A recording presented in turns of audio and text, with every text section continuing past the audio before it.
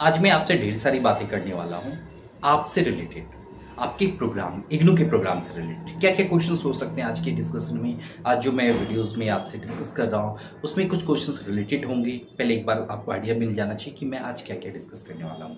सबसे पहला क्वेश्चन होगा कि ठीक है, आप इग्नू कोर्स कर रहे हैं, क्यों कर रहे हैं, अच्छा है या नहीं। आपके मन में ये सेल्फ डाउट होता होगा, कभी ना कभी होता होगा कि आपने जिस कोर्स में इनरोल किया वो अच्छा है या नहीं है। पहला ये क्वेश्चन हो सकता है। और क्या हो सकते हैं, आपके प्रोग्राम में प्रोजेक्ट है या नहीं, ये आपको पता होना चाहिए। अगर प्रोजेक्ट है तो उसका सबमिशन कब होना चाहिए, सबमिशन होगा तो सबमिशन का सीक्वेंस क्या होना चाहिए। आपके प्रोग्राम में सिनॉप्सिस है या प्रोजेक्ट है या दोनों ही चीजें हैं। साइन की फॉर्मेलिटी कहां से अरेंज करें, गाइड साइन कहां से हो, सिनॉप्सिस सबमिशन किस एड्रेस पे करें, प्रोजेक्ट रिपोर्ट सबमिशन किस एड्रेस पे करें। इस तरह के तमाम क्वेश्चंस को आज मैं डिस्कस करने वाला हूं इस पार्टिकुलर वीडियो में, ठीक है ना। तो एक एक करके क्वेश्चंस को स्टार्ट करते हैं। फिर फाइनली मैं भी ये भी डिस्कस करूंगा कि जब आपने प्रोजेक्ट रिपोर्ट सबमिट कर दिया तो आपके प्रोग्राम में वाइवा है तो कब होगा वाइवा, अगर वाइवा नहीं है तो क्या होगा, फिर उसके आगे की क्या फॉर्मेलिटीज होती है। अगर आपने सारी फॉर्मेलिटीज कर दी तो आपका ग्रेड कार्ड कब तक अपडेट होगा, रिजल्ट फाइनल रिजल्ट कब तक आएंगे। इन सारे क्वेश्चंस के आंसर आपको इस वीडियो में मिलने वाला है। तो स्टार्ट सबसे पहली क्वेरी से करते हैं कि देखिए, आप इग्नू के स्टूडेंट हैं, ये आपको क्लियरली पता है, तभी आप ये वीडियोस सुन पा रहे हैं, है ना। तो जैसी बात है कि अब अगर आप इग्नू के स्टूडेंट हैं तो इग्नू अच्छा या बुरा है इस बारे में आपको नहीं सोचना चाहिए, क्योंकि आपने अपने आप को इनरोल कर लिया है ना, आपने फीस सबमिट कर दी है ना। जब सबमिट कर दी, फीस सबमिट कर दी, तो जो डिसीजन आपको पहले लेना था, करना या नहीं करना, वो बात का डिसीजन। लेकिन अगर आप इनरोल हो गए हैं तो आपको हर हाल में इग्नू के प्रोग्राम को कंप्लीट करना है, इग्नू से आपको डिग्री लेनी है। ये आपका फर्स्ट ऑब्जेक्टिव होना चाहिए। इग्नू अच्छा है, क्यों अच्छा है, क्योंकि ये सेंट्रल यूनिवर्सिटी है ना। हाँ, लेकिन ये डिस्टेंस यूनिवर्सिटी है तो आपको यहां पे रेगुलर क्लासेस नहीं मिल पाती हैं। ऐसे बहुत सारी बातें हो सकती हैं जो इसके डिसएडवांटेज कहे जा सकते हैं, लेकिन मैं उन बातों पे फोकस नहीं कर रहा हूं। मैं वो बातें फोकस कर रहा हूं जो आपके हैंड में है। आपने इग्नू में एडमिशन ले लिया तो आप इग्नू को ठीक नहीं करेंगे, आप अपने आप को इंप्रूव करके इग्नू से डिग्री लेंगे। क्लियर है ना। भले ही 100 परेशानी रही होगी। ये सारी बातें मैं क्यों कह रहा हूं, क्योंकि बहुत सारे स्टूडेंट ने कॉल किया है, वो कहते हैं कि सर मैं कॉल कनेक्ट करता हूं, रिस्पॉन्स नहीं मिल पाता, बहुत सारी बातें होती हैं। ऐसे बहुत सारे स्टूडेंट ने बहुत सारे वीडियोस को देख करके उन्होंने कॉल किया, उन्होंने बताया कि सर मुझे तो पता ही नहीं था कि मेरे प्रोग्राम में प्रोजेक्ट भी है, और अब फाइनली मैं प्रोजेक्ट सबमिट नहीं कर पाया, मेरा रजिस्ट्रेशन भी एक्सपायर हो गया, अब मैं क्या करूं, है ना। ऐसी बहुत सारी क्वेरी हो सकती है। लेकिन आपको पहली बात, चूंकि आपने एनरोलमेंट ले लिया है तो आपका मेन ऑब्जेक्टिव है इग्नू से डिग्री लेना, ठीक है, अपने प्रोग्राम को कंप्लीट करना। इसके अलावा कोई बातें आपके मन में नहीं आनी चाहिए। यूनिवर्सिटी अच्छी है नहीं है, क्या है, मैनेजमेंट क्या है, इन सब के बारे में आपको सोच करके टाइम वेस्ट नहीं करना है। जो सिस्टम है, जैसा भी सिस्टम है, उस सिस्टम से आपको अपने आप को तालमेल बिठाना है और अपने डिग्री को कंप्लीट करना है। जब डिग्री कंप्लीट हो जाएगा ना तो आपकी एक अलग वैल्यू होगी। हाँ, अब यहां पे एक और सवाल हो सकते हैं कि आपने जो एनरोलमेंट लिया कैसे किया, एडमिशन क्यों लिया। आपने स्टडी के लिए लिया, एक पॉइंट हो सकता है। आपने बस ऐसे ही कोई कोर्स कंप्लीट करने के लिए लिया, दूसरा पॉइंट हो सकता है। आपके फैमिली मेंबर कह रहे थे कि चलो कुछ नहीं कर रहे हो तो इग्नू से एडमिशन ले लो और कुछ कर लो, ऐसे ले लिया, तो ये एक अलग पॉइंट हो सकता है। तो देखिए, अलग अलग मुद्दे हो सकते हैं हर पर्सन के लिए। लेकिन मेरा एक ही बात है आपसे कहना कि अगर आपने एडमिशन ले लिया और फी आपने किसी को सबमिट कर दी तो उनसे डिग्री लेनी है, ठीक है। अब डिग्री लेने के लिए इग्नू के फॉर्म में आपको क्या क्या सबमिट करना होता है ये समझिए। जब भी आप इग्नू का कोर्स चूज कर रहे होते हैं तो आपके कोर्स में क्या क्या हो सकता है। तो आपके कोर्स में असाइनमेंट होता है जो कि हैंड रिटन लिखने पड़ते हैं, टीएमए बोलते हैं, ट्यूटर मार्क असाइनमेंट, है ना। वो असाइनमेंट आप हैंड रिटन लिखते हैं, आपको क्वेश्चंस मिल जाती है। तो बहुत सारे स्टूडेंट के सवाल ये भी थे कि सर मैं क्वेश्चंस कहां से लाऊं, कहां से ढूंढूं क्वेश्चन। तो आपको इग्नू की मेन वेबसाइट से ही क्वेश्चंस लेने हैं, किसी और कंसर्न वेबसाइट से नहीं लेने हैं। ओके, इग्नू की मेन वेबसाइट कौन सी है, ignu.ac.in। उसके असाइनमेंट सेक्शन को ढूंढिए, असाइनमेंट सेक्शन में जाइए, वहां से लेटेस्ट क्वेश्चन को डाउनलोड कीजिए और आंसर लिख दीजिए। अब इसी बीच कुछ स्टूडेंट का सवाल ये रहा है कि अच्छा ठीक है सर, मैं एग्जाम्पल के लिए मैं बोल रहा हूँ, ये वीडियोस में आज शूट कर रहा हूँ सितंबर 2025 में, ठीक है ना। एग्जाम्पल समझाने के लिए मैं आपको बता दूं कि कोई स्टूडेंट का असाइनमेंट सबमिशन का डेट था मान लीजिए जून वाला सेशन 2024 का, ठीक है ना, और उन्होंने उस पार्टिकुलर सेशन में किसी वजह से असाइनमेंट सबमिट नहीं किया। अब उन्हें पता चला कि फिर से सबमिट करनी, तो अब उनको कौन सा सेशन का करना चाहिए? पहला आंसर, आपको अपने स्टडी सेंटर से बात करनी चाहिए कि सर मैं अब असाइनमेंट सबमिट करना चाह रही हूं या चाह रहा हूं, मैं कौन सा सेक्शन का करूं। वो आंसर आपको देंगे, जो भी सेशन कह रहे हैं उनसे आप उस पर प्रोसेस कर लीजिए। अगर आपको कहीं से रिस्पांस नहीं मिल पा रहा तो आप क्या करेंगे? तो मेरा ये सजेशन हो सकता है कि जैसे मान लीजिए दिसंबर 2024 में अगर आप एग्जाम देने वाले थे और आप नहीं दे पाए दिसंबर 2024 में, तो अब जाके अगर दिसंबर 2025 में एग्जाम देंगे तो आप कौन से पेपर के एग्जाम देंगे? 24 वाले या 25 वाले? क्या है आंसर? आप 25 वाले ही तो एग्जाम देंगे ना, उन्हीं क्वेश्चन पेपर को लिखेंगे ना। तो जब क्वेश्चन पेपर में आप लेटेस्ट लिख रहे हैं तो असाइनमेंट ओल्ड के पीछे क्यों सोच रहे हैं? जो लेटेस्ट असाइनमेंट है, चूंकि आप 2025 में सबमिट कर रहे हैं, असाइनमेंट के ऊपर देखिएगा ईयर लिखा होता है, कौन कौन से सेशन के लिए वो वैलिड होता है। तो उसके अकॉर्डिंग जो लेटेस्ट आपका सेशन है, मान लीजिए आपका दिसंबर, अभी सितंबर चल रहा है, अभी सबमिशन आपको करना है असाइनमेंट, तो कौन सा करेंगे? जो अभी लेटेस्ट है जून वाला, वो आप कर सकते हैं। अगर आपको आंसर क्लियरली स्टडी सेंटर से मिल जा रहा है कि मुझे आपको इस पर्टिकुलर सेशन का लिखना है, तो वो लिख लीजिए, और अगर कहीं से आंसर नहीं मिल पा रहा है तो जो लेटेस्ट है वो लिख लीजिए। ओके, क्लियर है? और क्या होता है असाइनमेंट के अलावा? आपके थ्योरी पेपर होते हैं। थ्योरी पेपर के लिए आपको यूनिवर्सिटी बुक्स दे देती है, बुक्स सेल्फ सफिशिएंट है। आप उसको अगर अच्छे से थ्रोली पढ़ें, अगर आपने अपने आप को एक्चुअल में स्टडी पे 2 घंटे भी पर डे दिया ना, बहुत अच्छे एग्जाम की प्रिपरेशन हो जाएगी। थ्योरी के बाद कौन सा पेपर होता है आपके पास? लैब होते हैं। लैब कहाँ होते हैं? बहुत सारे स्टूडेंट के बहुत सारे सवाल रहे हैं कि सर मैं लैब कहाँ से ढूंढूं, पता ही नहीं चल पा रहा है। तो लैब के जो है ना, आप लैब की डिटेल्स अगर बाय चांस आपके हॉल टिकट में, वैसे तो अब हॉल टिकट में दिख जाती हैं, पहले क्या होती थी लैब की डिटेल्स रीजनल सेंटर की वेबसाइट पे आती थी और मेन एग्जाम की डिटेल्स इग्नू की मेन वेबसाइट पे आती थी, तो स्टूडेंट को कंफ्यूजन होता था। अगर अब भी ऐसा हो रहा है आपके साथ, आपको लैब की डिटेल नहीं मिल पा रही है, तो अपने रीजनल सेंटर की वेबसाइट पे जरूर चेक कीजिए, पहला आंसर।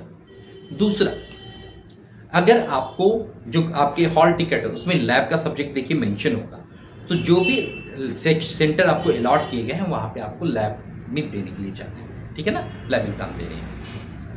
अगर कोई आंसर नहीं पा रहा, आपके लिए स्टडी सेंटर है ना, स्टडी सेंटर पे कांटेक्ट कर सकते हैं, ठीक है। लैब तक तो कंप्लीट हो गया। ये सारे आपके एंड पे थे जहां पे कहीं ना कहीं आपको स्टडी सेंटर से सपोर्ट मिल जाता है। कुछ और टॉपिक होते हैं यूनिवर्सिटी में, इग्नू के प्रोग्राम में, जिसमें आपको सपोर्ट लेने में कुछ परेशानी हो सकती है। जैसे एक तो इंटर्नशिप आता है, कुछ प्रोग्राम में इंटर्नशिप है और कुछ प्रोग्राम में इंटर्नशिप नहीं है, और एक प्रोजेक्ट होता है, प्रोजेक्ट को डिजिटेशन भी कहते हैं, ठीक है। तो अब मान लीजिए कि आपके प्रोग्राम में, हर एक प्रोग्राम में, इग्नू के जितने भी प्रोग्राम है सब में असाइनमेंट है। आपके प्रोग्राम में, आप जो भी प्रोग्राम के स्टूडेंट है, आप अपने सिलेबस को जरूर देखिए, और अगर आप कह रहे हैं कि सर सिलेबस नहीं है मेरे पास, तो आपको खुद सोचना चाहिए कि आपके पास सिलेबस क्यों नहीं है। क्यों नहीं है सिलेबस? आप इग्नू के स्टूडेंट है, इग्नू का सिलेबस नहीं है, आपके प्रोग्राम का सिलेबस नहीं, क्यों नहीं है? आपने पता किया, ढूंढने की कोशिश की थी, नहीं मिला। ओके, अगर बाय चांस आपको सिलेबस नहीं मिल पा रहे हैं तो आप eGyanKosh.ignu.ac.in पे सर्च कर सकते हैं। आप सिंपल गूगल पे eGyanKosh प्लस अपने सब्जेक्ट का नाम, असाइनमेंट लिखिएगा तो आपको जो लिंक मिलेगी वो वहां से आपको मिल जाएगी, ठीक है ना। असाइनमेंट क्लियर हो गया, प्रीवियस ईयर के एग्जाम भी समझ में आ गया आपको। बात आ रही है अब इंटर्नशिप एंड प्रोजेक्ट की। इंटर्नशिप कुछ लिमिटेड प्रोग्राम में ही होते हैं, सारे प्रोग्राम में इंटर्नशिप नहीं है। मैं ये जो सारी बातें कंक्लूड कर रहा हूं, ये ऑलमोस्ट सारे इग्नू के प्रोग्राम को मिला के कर रहा हूं, तो आपको एक बार हमेशा चेक करना है कि आपके प्रोग्राम में क्या नहीं है, ठीक है। मोस्ट ऑफ द प्रोग्राम में प्रोजेक्ट है, ठीक है ना। कुछ प्रोग्राम है जिसमें प्रोजेक्ट के साथ इंटर्नशिप भी है, तो इंटर्नशिप को माइनर प्रोजेक्ट कह सकते हैं, या वो किसी के अंडर में रह के करना होता है, और प्रोजेक्ट आपका फाइनल प्रोजेक्ट हो गया। ठीक है, तो सवाल है कि फिर प्रोजेक्ट क्या होता है सर? तो प्रोजेक्ट आपका बेसिकली ये है कि आप यूनिवर्सिटी को आपने जो भी पढ़ा, अगर मैं एग्जाम्पल के लिए बोलूं कि आपने BCA किया, MCA किया, या MCOM किया, या MBA किया, आपने जो भी स्टडी की, तो आपने बहुत सारे सब्जेक्ट पढ़े, उन सब्जेक्ट से रिलेटेड एक रिसर्च वर्क आपको सबमिट करना होता है फाइनल प्रोजेक्ट में या डिजिटेशन में। ठीक है, प्रोजेक्ट या डिजिटेशन या प्रोजेक्ट रिपोर्ट सब सिनोनिम्स हैं। अगर मैं प्रोजेक्ट रिपोर्ट भी बोलूं तो डिजिटेशन ही है, डिजिटेशन बोलूं तो प्रोजेक्ट रिपोर्ट ही है। ठीक है, क्लियर है? ये सब सिनोनिम्स है, मतलब आपको समझाने के लिए मैं बता रहा हूं। अब प्रोजेक्ट में यूनिवर्सिटी ये कहती है कि कुछ प्रोग्राम में, जैसे मिनी प्रोजेक्ट, MCA के मिनी प्रोजेक्ट होता है, उसमें डायरेक्ट आपके रिपोर्ट सबमिट होते हैं, पर कुछ स्टडी सेंटर सिनॉप्सिस भी मांगती है। ओके, BSc जियोलॉजी का एक प्रोजेक्ट होता है जिसमें असाइनमेंट नहीं, सिनॉप्सिस, जिसमें सिनॉप्सिस की जरूरत नहीं पड़ती, डायरेक्ट प्रोजेक्ट रिपोर्ट ही सबमिट होता है। तो ये एक अलग विषय है। ठीक है, तो आपको अपनी गाइडलाइन को जरूर देखना है, आपको समझना चाहिए कि क्या है आपकी गाइडलाइन। ठीक है ना? तो मोस्ट ऑफ द गाइडलाइन में जो प्रोजेक्ट रिपोर्ट होते हैं, प्रोजेक्ट रिपोर्ट को 2 पार्ट्स में डिवाइड किया गया है। कौन कौन से पार्ट? पहली बात की जाती है साइनॉप्सिस की, जिसे आप प्रोजेक्ट प्रपोजल भी कहते हैं। ओके, और दूसरी पार्ट होती है प्रोजेक्ट रिपोर्ट, जिसे आप प्रोजेक्ट रिपोर्ट, फाइनल रिपोर्ट या डिजिटेशन भी कह सकते हैं। तो इनको प्रिपेयर करना बहुत जरूरी है, और स्पेशली मैं इस बात पे फोकस इसलिए कर रहा हूं कि ऐसे बहुत सारे स्टूडेंट हैं, देखिए जो मास्टर्स कर रहे हैं या बैचलर्स कर रहे हैं, वो छोटे बच्चे तो नहीं है, लेकिन ऐसे बहुत सारे स्टूडेंट हैं जिन्होंने कॉल किया और मतलब क्या बताऊं, वो कॉल पे लिटरली रोने लगे कि सर मुझे पता ही नहीं था कि मेरे प्रोग्राम में प्रोजेक्ट है, आपकी वीडियोस देखी तब मुझे पता चला कि प्रोजेक्ट भी होता है। मैं इतने दिनों से वेट कर रहा था कि मेरे पास डिग्री आ जाए, और जब डिग्री नहीं आई, मैं रीजनल सेंटर के चक्कर काटा, फिर आपकी वीडियोस देखा, फिर मैं गया, तब पता चला कि अच्छा मैंने प्रोजेक्ट ही सबमिट नहीं किया था, वो प्रोग्राम में प्रोजेक्ट था।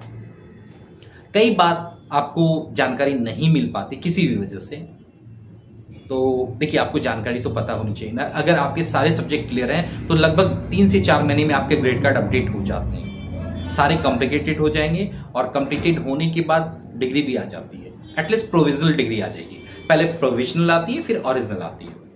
अगर आपने 3-4 महीने वेट कर लिया और नहीं आया तो कुछ ना तो कुछ इशू रहा होगा ना, वो पता होनी चाहिए। तो आपके प्रोग्राम में प्रोजेक्ट भी हो सकता है। ऑलमोस्ट इग्नू के सारे प्रोग्राम में, मैं ऑलमोस्ट वर्ड यूज कर रहा हूं, मैक्सिमम प्रोग्राम में प्रोजेक्ट है।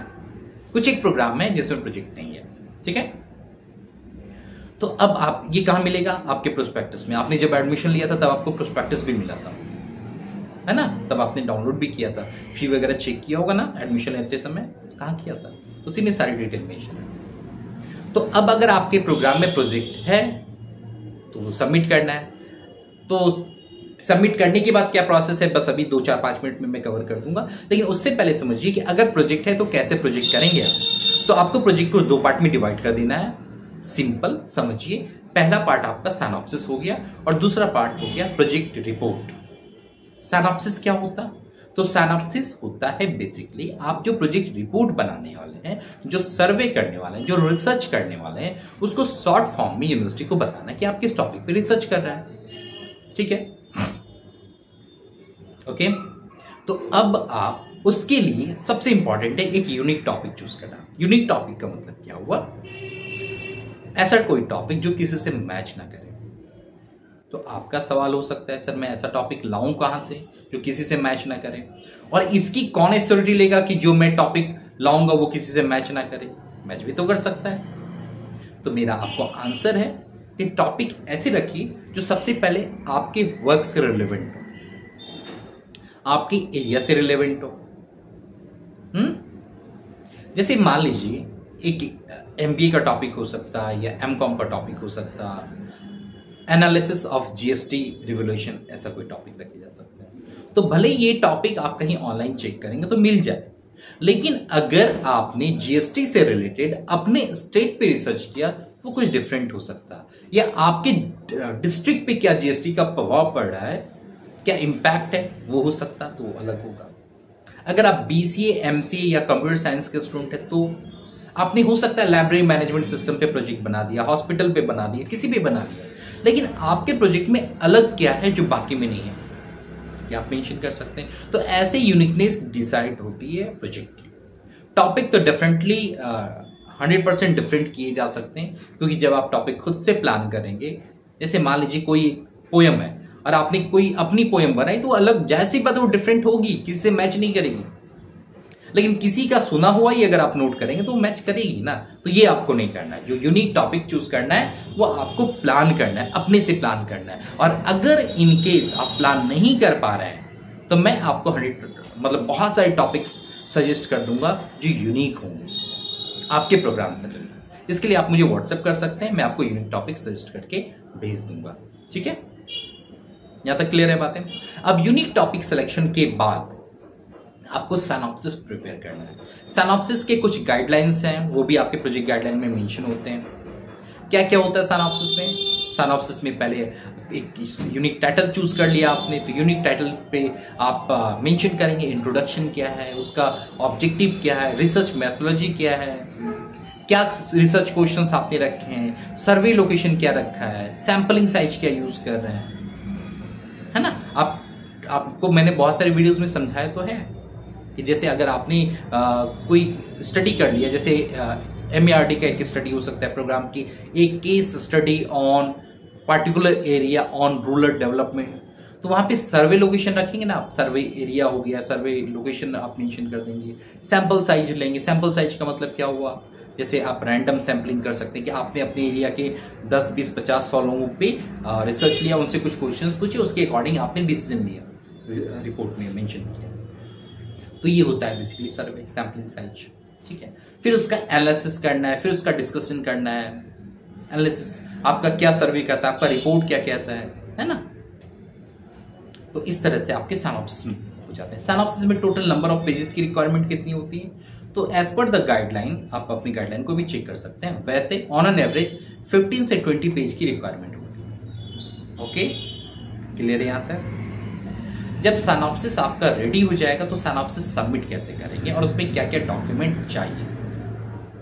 तो सिनॉप्सिस में जो मेन डॉक्यूमेंट होंगे इग्नू के सिनॉप्सिस में, सबसे पहले होगा आपका कवर पेज। कवर पेज क्या होगा, जिसपे आपकी कंप्लीट डिटेल्स हो। कंप्लीट डिटेल्स मींस क्या, आपका नेम हो, आपका रोल नंबर हो, इनरोलमेंट नंबर जिसे आप कहते हैं, आपका प्रोग्राम हो, सब्जेक्ट कोड हो, आपका कांटेक्ट नंबर हो, आपकी ईमेल आईडी हो, ताकि यूनिवर्सिटी आपको अगर कांटेक्ट करना चाहे तो इजीली कर पाए। ओके, है ना। आपके गाइड के डिटेल्स भी हो सकते हैं। ये सारी बातें आपको कवर पेज में रहती हैं। आपका टॉपिक क्या है ना। तो कवर पेज के बाद आपका आएगा सिनॉप्सिस परफॉर्मा। हर प्रोग्राम के प्रोजेक्ट गाइडलाइन में सिनॉप्सिस परफॉर्मा होता है।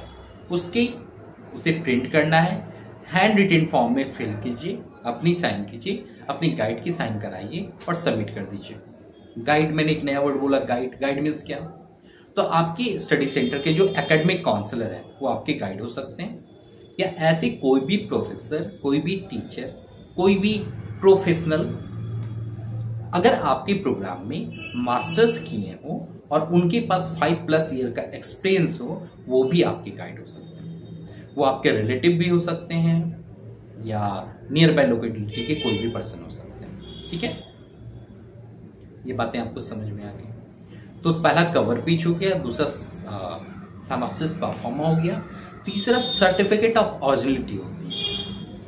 मैं सजेस्ट करता हूं स्टूडेंट को कि सर्टिफिकेट ऑफ ओरिजिनलिटी आप सिनॉप्सिस में ही लगा लीजिए, या एटलीस्ट गाइड के साइन जो भी है वो पहले ही करा के रख लीजिए। भले ही सर्टिफिकेट ऑफ ओरिजिनलिटी एक्चुअल में लगता रिपोर्ट में, पर ऐसे बहुत सारे स्टूडेंट के क्वेरी मैंने सॉल्व कराए हैं जिनका ये क्वेरी था कि सर सिनॉप्सिस के समय तो मैंने सिनॉप्सिस में गाइड लगा दिया, अब वो है ही अवेलेबल नहीं, तो मैं सर्टिफिकेट ऑफ ओरिजिनलिटी में उनके साइन कहां से लाऊं। किसी वजह से सीटी चेंज हो गई, किसी वजह से कॉन्टेक्ट नंबर चेंज हो गया, कोई भी रीजन हो सकता है। तो ऐसे केस में सर्टिफिकेट ऑफ ओरिजिनलिटी अगर आपके पास पहले ही होते हैं तो आपको फिर परेशान होने नहीं पड़ेगी। उसके बाद गाइड की सीवी होनी चाहिए, अगर आईडी प्रूफ की रिक्वायरमेंट है तो वो होना चाहिए। स्टूडेंट के आई कार्ड भी आप लगा सकते हैं। देन सिनॉप्सिस लगाइए। इन सबको स्पाइरल बाइंडिंग करा के इग्नू के रीजनल सेंटर पे सबमिट करना है। स्टडी नहीं, स्टडी सेंटर पे सबमिट नहीं होता। कहां सबमिट करना है? इग्नू के रीजनल सेंटर पे सबमिट करना है। ठीक है, सिनॉप्सिस सबमिशन हो गया। क्या मैं सिनॉप्सिस ऑनलाइन सबमिट कर सकता हूं या कर सकती हूं? ये क्वेश्चन हो सकता है। हाँ, अगर आपके रीजनल सेंटर ऑनलाइन एक्सेप्ट कर रहे हैं सिनॉप्सिस तो आप कर सकते हैं। उनसे ईमेल आईडी पूछ लीजिए, किस ईमेल आईडी पे आपको मेल करना है उस पर आप कर दीजिए। कई सारे रीजनल सेंटर गूगल ड्राइव के लिंक दे देंगे, आप वहां पे भी अपलोड कर सकते हैं। तो डिपेंड्स ऑन रीजनल सेंटर कि वो क्या प्रोसीजर फॉलो कर रहे हैं, पर एक प्रोसीजर जो हार्ड कॉपी का है वो सबके लिए सेम है। अगर आपको कोई ऑप्शन समझ में नहीं आ रहा है तो हार्ड कॉपी बनाइए और प्रॉपर बना के आप सबमिट कर दीजिए। क्या मैं जाके सबमिट करूं रीजनल सेंटर? हाँ, अगर आप जा सकते हैं तो जाके सबमिट कीजिए, और बाय चांस अगर आप नहीं जा सकते हैं तो आप उनके एड्रेस पे स्पीड पोस्ट कर दीजिए। ओके, इसके बाद का प्रोसेस क्या होगा?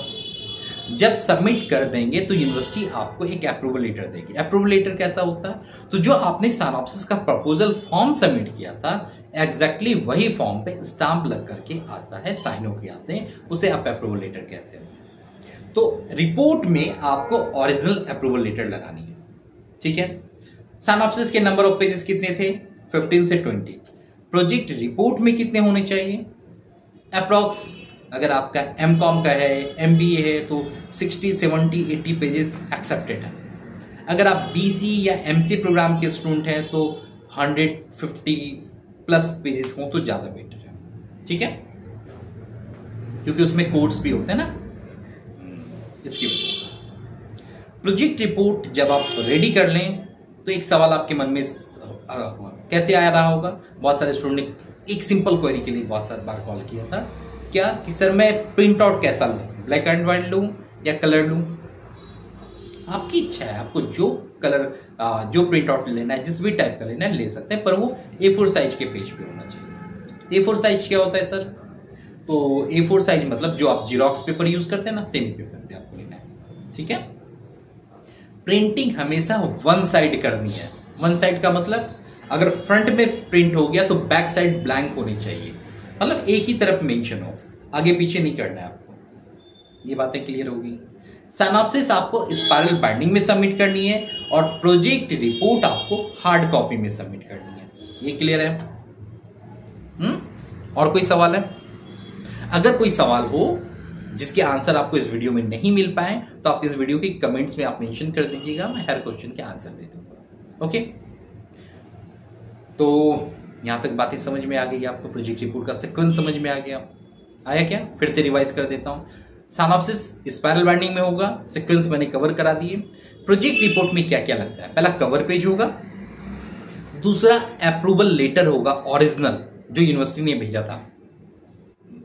अगर यूनिवर्सिटी ने ईमेल किया था तो ईमेल की कॉपी लगा सकते हैं। तीसरा सर्टिफिकेट ऑफ पॉजिटिविटी। चौथा गाइड के सीवी, उनका आईडी प्रूफ। आईडी प्रूफ में क्या हो सकता है? आधार कार्ड, पैन कार्ड, ये हो सकते हैं। अगर आपके प्रोग्राम में आईडी प्रूफ की रिक्वायरमेंट नहीं है तो आप मत लगाइए। ठीक है, उसके बाद क्या हो सकता? गाइड सीवी के बाद अपने स्टूडेंट के आई कार्ड लगाइए और उसके बाद पूरा का पूरा प्रोजेक्ट रिपोर्ट लगाइए। अगर आपके पास अप्रूव पूरी सिनॉप्सिस आ गई है तो एक व्हाइट पेज पे अप्रूव सिनॉप्सिस लिखिए और अप्रूव सिनॉप्सिस लगा दीजिए और सबको एक प्रॉपर हार्ड बाइंडेड फाइल में सबमिट कीजिए। वो सबमिशन इग्नू मैदानगढ़ी पे होता है और कुछ रीजनल सेंटर पे भी होते हैं। ठीक है, अगर बाय चांस आप ऑनलाइन के स्टूडेंट हैं, जैसे BCA, OL, MCOM, OL, अगर OL वाले स्टूडेंट एग्जांपल के लिए बता रहा हूं मैं, तो आपको एक सिंगल PDF फाइल बना के अपलोड कर देनी है सेम सीक्वेंस में, तो आपका ये प्रोजेक्ट सबमिट हो गया। अब कई स्टूडेंट के सवाल रहे हैं कि प्रोजेक्ट तो सबमिट हो गया पर मेरे मार्क्स अपडेट नहीं हो गए, 6 महीने 7 महीने 1 साल होने को आ गया फिर भी मार्क्स अपडेट नहीं हुए, तो क्या क्या रीजन हो सकता है आप मार्क्स ना अपडेट होने के? पहला रीजन ये होगा कि आपने प्रोजेक्ट इवैल्यूएशन की फी सबमिट नहीं की। अब ये नई बातें आ गई, प्रोजेक्ट इवैल्यूएशन क्या होता, उसकी फी कितनी होती। तो जब भी आप अपने एग्जाम फॉर्म फिल कर रहे होंगे, ध्यान से सुनिएगा मेरी बात, जब भी आप अपने एग्जाम फॉर्म फिल कर रहे होंगे अगर वहां पे कोई प्रोजेक्ट या प्रोजेक्ट कोड से रिलेटेड कोई कोड नजर आ जाए तो उसको भी ऐड कीजिए और उसकी भी फीस सबमिट कर दीजिए। जैसे अगर आप एमकॉम के प्रोजेक्ट फॉर्म फिल कर रहे हैं एग्जाम के और वहां पे MCOP 01 नजर आ रहा है तो आप उस सब्जेक्ट को चूज कीजिए और उसकी फीस सबमिट कर दीजिए। वही आपकी प्रोजेक्ट इवैल्यूएशन फी हुई और उसकी जो रिसिप्ट है वो आपको रिपोर्ट में लगानी है। अगर आपने रिपोर्ट में नहीं लगाई फी रिसिप्ट तो मे बी आपका प्रोजेक्ट इवैल्यूएट हो ही ना।